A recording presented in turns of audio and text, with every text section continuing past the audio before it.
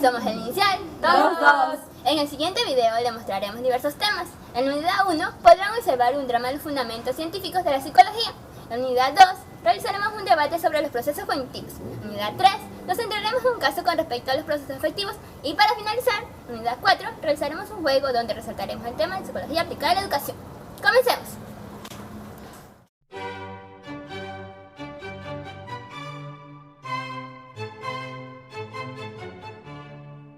El día de hoy hablaremos sobre las diferentes corrientes filosóficas a lo largo de la historia, hasta llegar a la psicología científica. Abordaremos los temas como el idealismo de Platón y el naturalismo de Aristóteles. También hablaremos sobre el helenismo, que se ramifica el estoicismo y el neoplatonismo. Seguiremos con el cristianismo y posteriormente la escolástica. Comencemos. Yo soy Aristóteles. Para mí, el alma da vida al cuerpo y muere con el cuerpo. Por lo tanto, el alma es mortal y la clasifiqué en 3 tipos. El alma vegetativa, que está presente en las plantas, el alma sensitiva, que está presente en los animales, y el alma racional o intelectiva, exclusivamente de los humanos. No, el alma es inmortal y eterna, sometida a un ciclo de reencarnaciones, siendo el cuerpo la cárcel o tumba en el que el alma vivirá encerrada.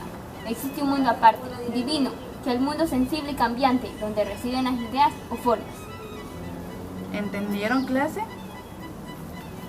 Espera un momento, profesora. Me faltó exponer sobre las otras corrientes filosóficas que también son importantes, como el helenismo, que trata sobre un amplio y detallado tratamiento del alma, al servicio de una serie de prácticas para la transformación interior.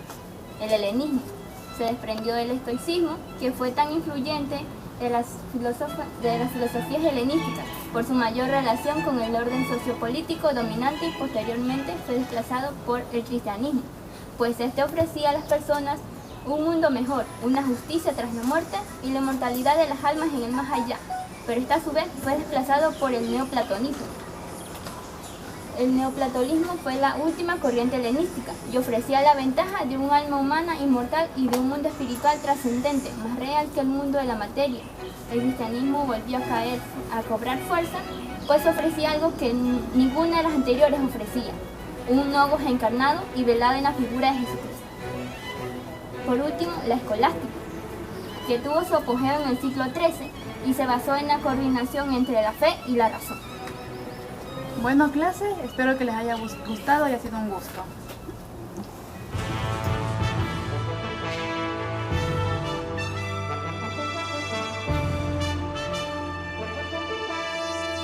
Punto, los invitados darán sus fundamentos teóricos representando cada una de sus respectivas corrientes. Iniciará la psicóloga González. El estructuralismo es una corriente de pensamiento que se desarrolló en Francia a mediados del siglo XX. Edward Titchener fue el discípulo más importante de Wundt y creador del estructuralismo. Este enfoque de la ciencia se basa en consideración de conjuntos de datos como estructuras. Este método toma a las informaciones interrelacionadas como sistemas. A través de las herramientas de estructura se pueden analizar diversos aspectos en la sociedad, la cultura y el lenguaje. Continuando con la corriente del funcionalismo, esta corriente estudia las actividades mentales desde un punto de vista de su función. Sus principales autores son John Dewey y William James. Su origen se da en Inglaterra en 1930, en las ciencias sociales como una teoría en sociología y la antropología. Su principal influencia es el sociólogo Heinrich Durkheim, quien piensa que los hechos sociales determinan los hechos culturales. El conductismo. El conductismo es una corriente psicológica que se centra en el estudio de las leyes comunes que determinan el comportamiento humano y animal. En su origen, el conductismo tradicional ha dejado de lado lo intrapsíquico y se ha basado más en la conducta observable del ser humano. Como sus 3 exponentes tenemos a Watson, a Pavlov y a Skinner.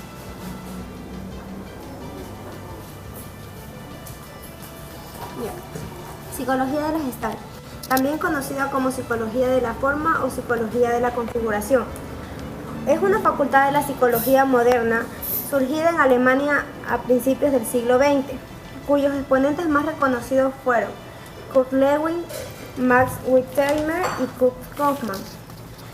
Dos de sus principios básicos son el principio holístico, que se basa en el todo es más que la suma de todas sus partes, ya que el holismo es la totalidad y no puede ser dividido en varias partes. También tenemos el principio de la figura fondo, que establece que el cerebro no puede interpretar un objeto como figura fondo al mismo tiempo. Como por última corriente psicológica tenemos la corriente humanista. Tiene como principales representantes a Abraham Maslow, Fritz Perls y Carl Rogers. Es una de las corrientes más modernas que surge en Estados Unidos en 1961 como reduccionismo del conductismo y psicoanálisis freudiano.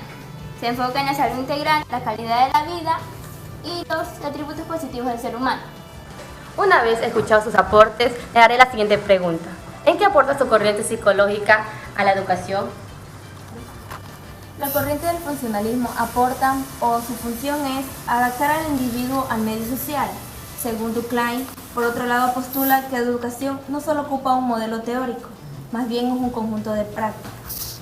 Esta se enfoca en la corriente filosófica.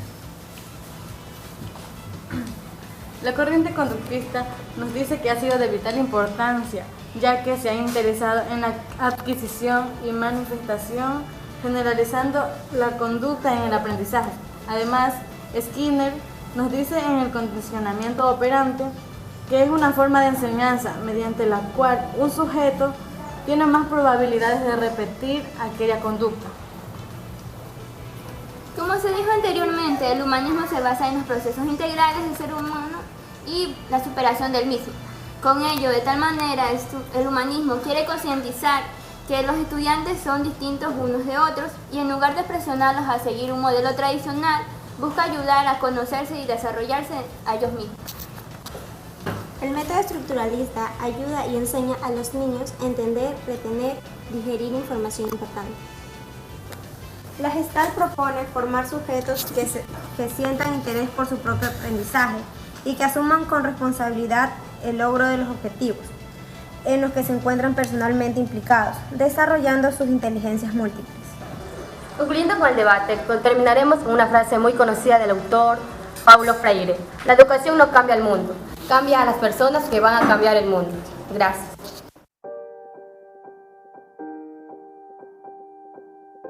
Bienvenidas a esta segunda unidad llamada Procesos Cognitivos. En esta observaremos las funciones cerebrales, neurológicas y los procesos cognitivos mediante el ámbito educativo. Comencemos. Amigos, ¿sabían que el cerebro es la parte más importante de todo nuestro cuerpo? Pues este regula las emociones, percepciones y nuestro sistema cognitivo para decodificar información. El cerebro está dividido en dos hemisferios. Observémoslos mediante esta imagen. Hemisferio izquierdo e hemisferio derecho. Dato interesante, el hemisferio izquierdo controla nuestra parte derecha de nuestro cuerpo, mientras que el hemisferio derecho controla nuestra parte izquierda. Así es complejo el cerebro. El cerebro se subdivide en el lóbulo frontal, que se encuentra en la parte más o menos por aquí. Este se encarga en sí, también llamada como corteza motora, se encarga de los movimientos que realizan nuestros cuerpos. También nos da la resolución de problemas y regula las emociones. También tenemos lo que es el lóbulo parental. Este va más en los sentidos de percepciones sensoriales, como las manos y los pies, y hacen de la siguiente manera: la temperatura, el dolor y el calor. Tenemos el lóbulo occipital. Este se encuentra en la parte de atrás de nuestro cerebro, casi por el bulbo raquídeo. En el lóbulo parental sirve para la producción de imágenes. Y por último, pero no menos importante, es el lóbulo parietal. Este se encuentra más o menos similar por aquí. El lóbulo parietal se relaciona con el sistema auditivo, la visión de imágenes y aparte tiene la compleja tarea de reconocimiento de caras. Así es, amigos. ¿Cómo está compuesto nuestro cerebro? Nuestro cerebro está compuesto aproximadamente por una cantidad enorme de 1 millón de neuronas. Estas neuronas se relacionan entre sí y codifican información de manera inmediata. Este proceso de relación neuronal se llama sinapsis, que pasa por el núcleo del axón y va por el cuerpo de las ganglias y se relaciona con otras células de manera inmediata. Esto sirve para la percepción y codificación de información por los procesos cognitivos. Existen diversas partes: la memoria, la retención de información y la inteligencia. ¿Sí? De todo eso se encarga nuestro cerebro. Los procesos cognitivos relacionados con todas estas complejas tareas que realizamos para decodificar información. Bajo el ámbito educativo existen diversas teorías de aprendizaje que nos pueden ayudar a estudiar, ya sean las teorías conductistas, cognitivas o constructivistas, y las últimas y más importantes de la época actual sería como el conectivismo. ¿Sí? Estas relacionan diversos modos de aprendizaje que nuestro cerebro puede codificar de acuerdo al contexto histórico en el que nos encontremos.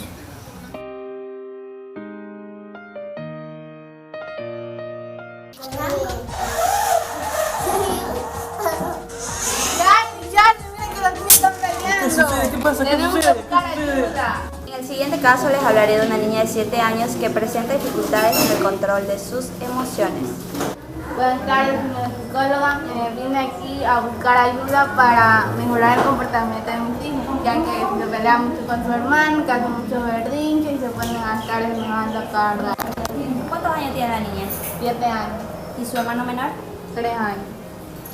Realizaremos 25 sesiones, 20 con ella, 3 con el hermano menor y 2 con ustedes que son los padres.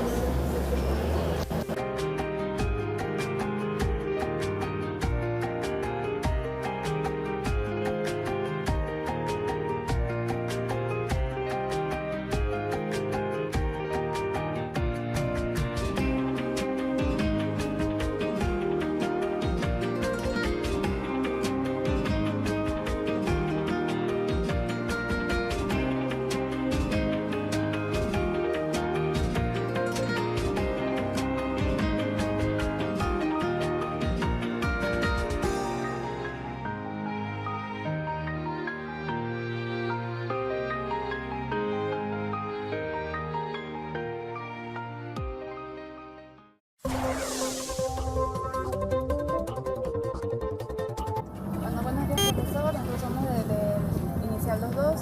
Somos un grupo que estamos interesados en sus conocimientos y en sus aportes en línea de la psicología. El tema que le vamos a tratar es la psicología aplicada a la educación. Entonces, desearía saber si usted está de acuerdo, pues responder algunas preguntas de acuerdo a este tema. Sí, estamos aquí. Ya. Bueno, entonces para iniciar la entrevista tenemos la primera pregunta, que es ¿cuáles son los fundamentos de la psicología aplicada a la educación? Bueno, los principales fundamentos que desde la psicología aportan a la educación son las teorías justamente psicológicas, por ejemplo, la teoría conductista, la teoría del desarrollo cognitivo de Piaget, porque estas teorías o estas corrientes ayudan a comprender cómo el ser humano se desarrolla en su proceso de crecimiento y evolución. Y esto es muy importante porque justamente ayuda a los procesos educativos, por ejemplo, a qué edad específico se puede intervenir con diferentes técnicas, con diferentes formas que tiene el niño de aprender en función de las características que presenta un momento determinado de su desarrollo. Ya, esto es en cuanto al desarrollo cognitivo que propone Piaget, pero por ejemplo está la teoría freudiana, la teoría conductista, a través de los postulados de Ivan Pavlov, de Watson, que nos dicen cómo a través de estímulos específicos el niño aprende. Esto es muy importante dentro de los aportes que la psicología da a la educación. Excelente aportación. Y continuando con la entrevista, ¿cuál sería la valoración que usted le podría dar a los fundamentos de la psicología en la comprensión de los procesos educativos? Bueno, realmente muy importante, puesto que desde los inicios de la educación hubieron muchas falencias, puesto que no se consideraba el aspecto humano de la persona. Incluso según la historia de la educación hay diferentes modelos. Uno de los modelos dice que el alumno optaba por un rol pasivo dentro del proceso de aprendizaje, ¿no? Y el docente era el que tenía el conocimiento. Sin embargo, este fue un paradigma erróneo, porque no reconocía en este caso el valor intrínseco del ser humano, la relación, ese diálogo que establece con el otro, y cómo a través de este diálogo se podía generar aprendizaje significativo. Cuando llegó la psicología, el ser humano en la educación recuperó esta dignidad y se empezó a establecer este diálogo muy importante. Es por ello que la educación actual es muy diferente. Por ese motivo, para mí los fundamentos de la psicología dentro de la educación son muy importantes, no pueden faltar. Como tercera pregunta tenemos qué son los fenómenos educativos y cuál es su intervención desde la psicología. Ya, los fenómenos educativos se refieren específicamente a qué problemas de aprendizaje, qué problemas en este caso de conducta presentan los niños, las niñas, los adolescentes, los adultos, en función de su desarrollo en los procesos educativos. Esto es muy importante porque si el docente no tiene conocimientos de psicología no va a saber cómo intervenir. Sabemos que un aula compuesta por estudiantes, cada estudiante es un mundo, y es un poco complicado poder interactuar con todos ellos en función del estrés que tiene, de las condiciones, de los sistemas. Sin embargo, los conocimientos sobre los problemas o los fenómenos educativos va a ayudar al docente a establecer mejor esta práctica educativa. Por ejemplo, ¿qué hacer un niño que tiene problemas de conducta? ¿Cómo intervenir? ¿Cómo se interviene? Porque muchas veces cuando el docente desconoce esta situación, etiqueta al estudiante de manera negativa y esto afecta su proceso de aprendizaje. En cambio, si el docente tiene conocimiento de cómo ejercer esta práctica a través de un diálogo positivo, realmente va a contribuir al desarrollo del aprendizaje de todos los estudiantes. ¿Usted cree que los docentes de la actualidad están preparados todos en general o hay unos que sí y otros que no? Depende. Hay docentes y docentes. Si el docente en su proceso educativo se preocupa por justamente la parte humana de los estudiantes, va a ser un excelente docente. Y para saber sobre la parte humana se necesitan justamente conocimientos de psicología. Excelente, comparto su opinión. Como cuarta pregunta tenemos, ¿cuáles serían las soluciones que plantearía en el concepto psicológico a los problemas educativos que intervienen en el proceso de aprendizaje? Ya bueno, el docente de cierta forma tiene conocimiento sobre estos problemas, pero no es que pueda intervenir de manera directa, porque el docente se prepara justamente para ser docente, para impartir clases. Aquí quien se ocupa justamente de la parte problemática del aprendizaje, en cuanto a los problemas que manifiestan los estudiantes, ya en este caso el pedagogo, el psicólogo o el grupo interdisciplinario que se encuentra dentro de la institución, en este caso el DS o el departamento de bienestar.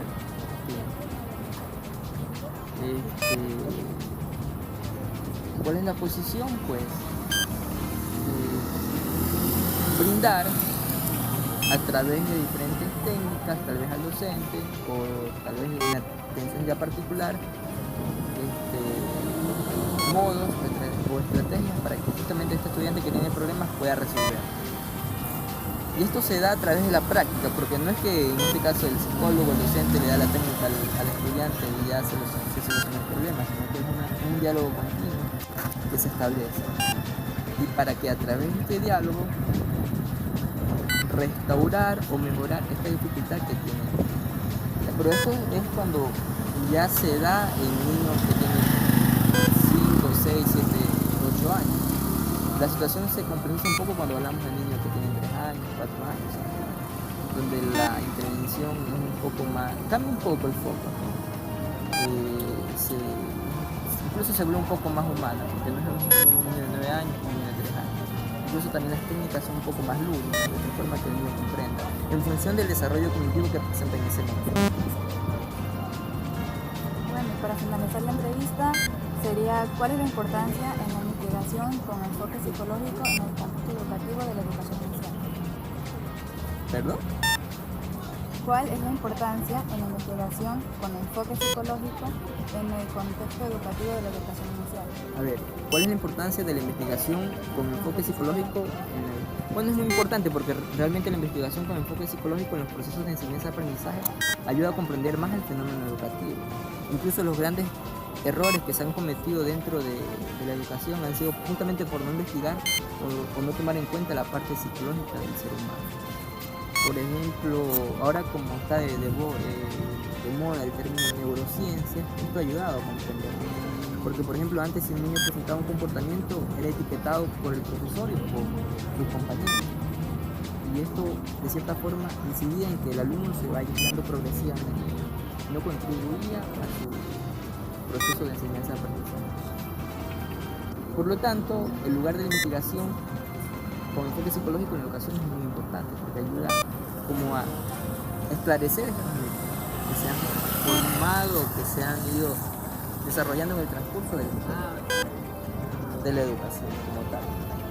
Incluso aunque actualmente hay bastante conocimiento sobre psicología y sobre educación, aún se siguen dando estas situaciones, pero no es porque no existan estudios, existe una despreocupación total por estos temas, la falta de lectura, incluso por la carga académica de trabajo que hay en las instituciones, porque realmente no permite al docente conocer nuevas formas a través de la investigación de relacionarse con su estudiante. Excelente, docente. La verdad que estamos agradecidos por su prestación y gracias a usted podemos tener un conocimiento más amplio sobre lo que es la psicología aplicada a la educación. Muchas gracias.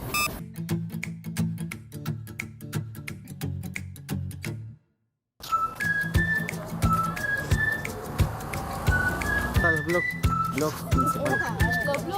Esa vaina. Eso, blog. Estas niñas trabajo en equipo.